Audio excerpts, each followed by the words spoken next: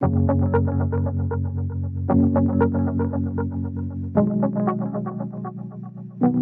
briefly, the summary of my presentation. I'll give you an introduction about the importance of GIs globally. Then I will speak about why GI protection and enforcement are so important to ensure the development in rural communities. And I will conclude with some ways and practical examples on how we can ensure that this important solid protection and enforcement. So just some numbers, we have heard from the European Union how important it is, the GI sector in terms of registrations, in terms of economic impact, but this is a phenomenon that's becoming more and more global. At Origin, we are compiling a repertoire, a compilation of all the GIs registered in the world. It's available on our website. We have come today to a figure of 8,500 GIs, but it's still a low number because we anticipate that there are at least 13,000 GIs registered if we sum up all the single jurisdictions around the world. So it's a work in progress, and we are in touch with many GI groups and institutions to make this compilation as complete as possible. So there are at least 13,000 GIs registered in the world. As you know, in Asian countries have been very active, so the increase in number of registrations over the last few years is impressive, and also we would like to congratulate the IP offices for this important work.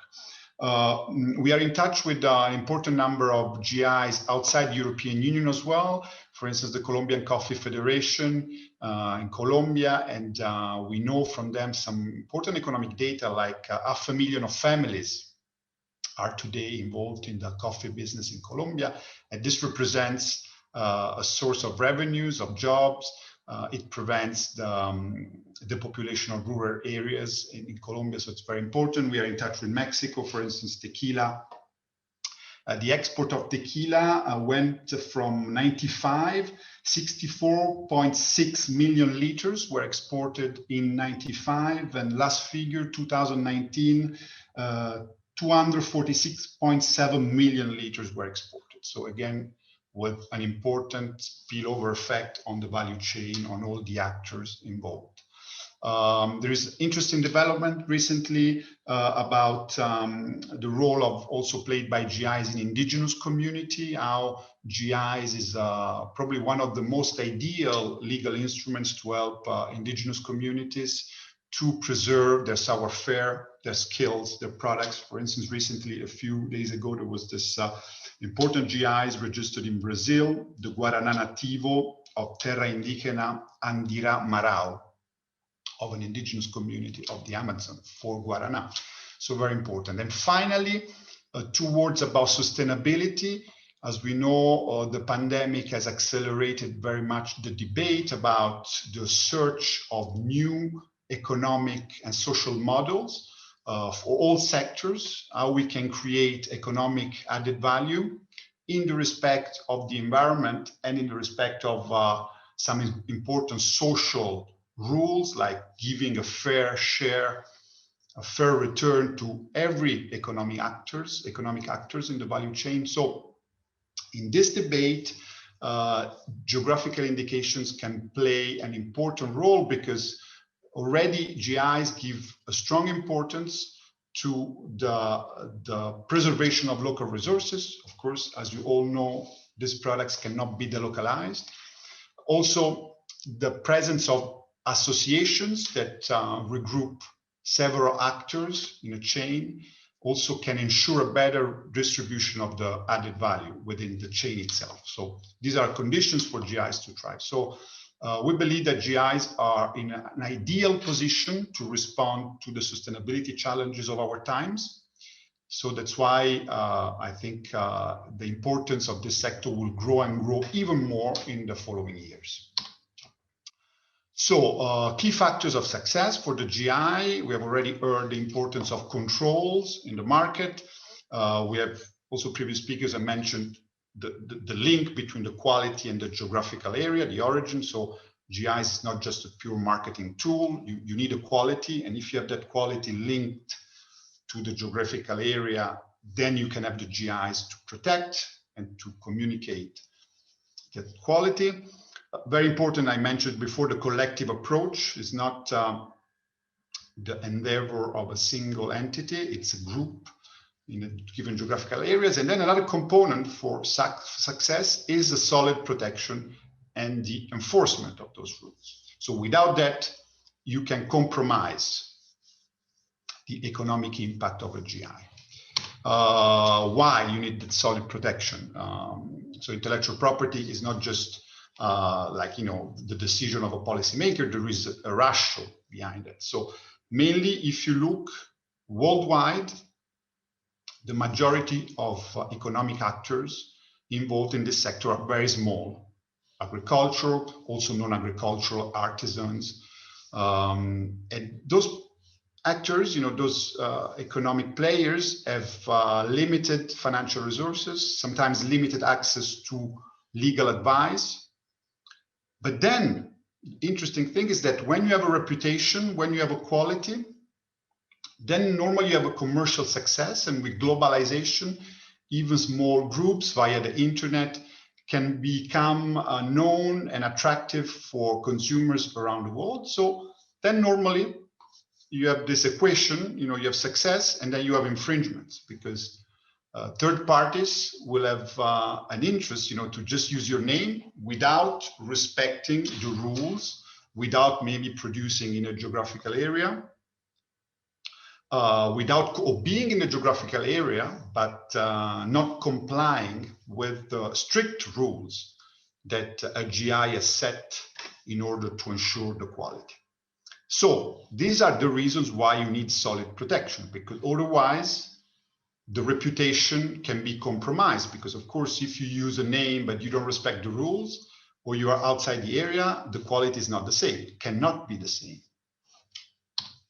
So just for you to give you an example of a sector which is also very important in Asia, the coffee, and the Colombian Coffee Federation, a member of origin, has several examples of this. This is a product sold via Amazon, and it's the Colombian Coffee Federation has a policy of 100% Colombian coffee.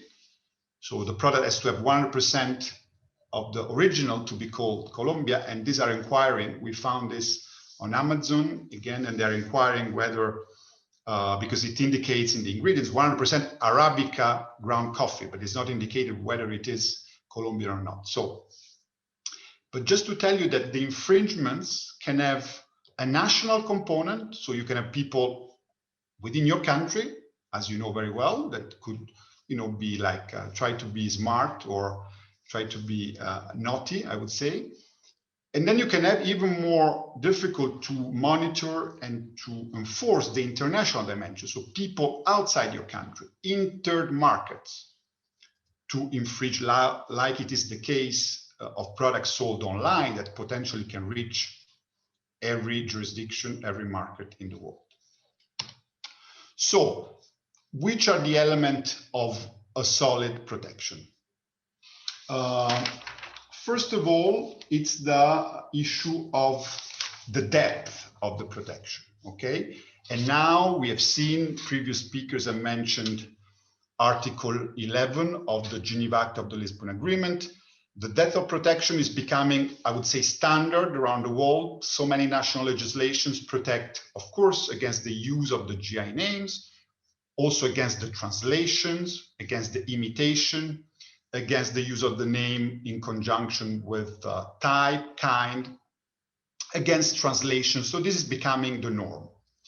So strong protection in terms of depth. And so great progress has been done in this respect. So the international standard now is that depth protection. Also very important is to look at the relation with trademarks. GIs and trademarks are very complementary, but you might have, once a GI has been registered, you might have people that try to register a trademark reproducing or containing the GI. So it's important to have vigilant, I would say, IP offices that in some cases, at least the most evident cases, when a trademark is requested for the exact name of the GIs, to refuse it ex officio, administratively, because this is very important for GI groups. As I told you before, limited financial resources. So sometimes even an opposition to a trademark can cost a few $1,000s, which can be GI groups will not have the resources to do that. And then, as Francesco mentioned, the administrative protection in terms of monitoring the market. So now you've seen the Italian experience, which is probably one of the most active, even in the European Union, where this enforcement protection, administrative protection exists. Doesn't mean that every country should do the same, because it can be even, for a national authority, can be you need resources, but at least to have a minimum control on the market. Again, try to remove ex officio from the market the most evident violation of the law. This will help, and I think projects like the IPKey and this cooperation and exchange can look at the best practices and see how they can be implemented, adapted in every single jurisdiction.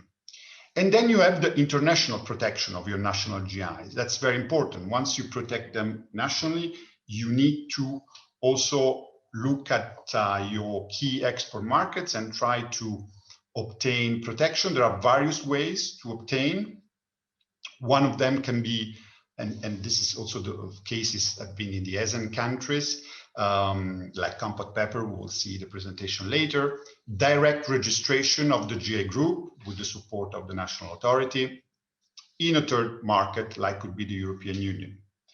Then you have bilateral agreements. So if the national authority signs an FTA or a GI agreement with a partner with an exchange of GIs, and then, as John Clark mentioned, the Geneva Act of the Lisbon Agreement at WIPO is a very effective way, because with one registration, you obtain protection in all the countries that have basically joined the Geneva Act. And we know, for instance, Cambodia is already a member of the Geneva Act. We're very happy because my friend Lau participated also, thanks to the cooperation with Origin, to the diplomatic conference, which led to the adoption of the Act. And we saw that raising awareness on the importance of the treaty contributed also to the process of national, basically, accession to the treaty. And we hope that other Asian countries, and also African and South American countries, European country, we know that Switzerland is in the process of accessing. So this can become, in the next 2-3 years, the truly international registry for GIs, reaching a number that can go up to 100 countries. If you look at positions expressed recently at the WIPO. So just a few words, and I'm about to conclude. I will not take much more time.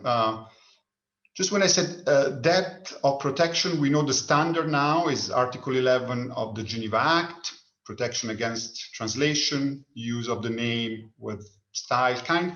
There is an interesting development in the European Union on the concept of protection against evocation, which in Origin we have been studying also other jurisdictions outside European Union. And while they do not have that expression mentioned in the legislation, national courts came to the same conclusions. And let's say when there are uses of figurative elements that can basically evocate in the mind of consumers a GI or conceptual proximity. Just to give you an example, again, to show how this depth of protection can help small groups. And is the example of a PDO in Spain, Queso Manchego. Also, the majority are small producers in the La Mancha region in Spain, and a company in Spain producing, by the way, in the geographical area, but not respecting the PDO, the GI product specification, was producing this cheese, which was not mentioning Manchego itself as a name, but it was showing like a horse the meals that, of course, in the Spanish and the European and also internationally, and especially in South America, is very much associated with a famous book of the ancient literature in Spain, Don Quixote de la Mancha. So that was considered an evocation, and that it went through national Supreme Court in the European Union. It was confirmed that under certain circumstances, certain figurative element also can evocate a GI name, and you can imagine the amount of money and time that the GI group has saved, because it doesn't need to prove any confusion of the consumer, no, just, and you see very much the difference with the trademark law for the GIs. And so at the end of the day, through a strong, solid protection, you allow GI groups to save money, to save time, so they can concentrate in abiding to the strict rules and contribute to the sustainable development of their communities. I mentioned already that international protection, you can have several ways to obtain it: cooperation, bilateral agreements. Now we have the Geneva Act of the Lisbon Agreement, and I think it's I would like to conclude with a couple of basically idea for the future. We hope at Origin, and we've been pushing for that, the Geneva Act can become the truly international registry, and also would like more and more to see GIs or GI groups, IP offices within Origin. You know, you're welcome to be part of this international GI families. And if you have any questions in this regard or about my presentation, these are my details. Thank you so much.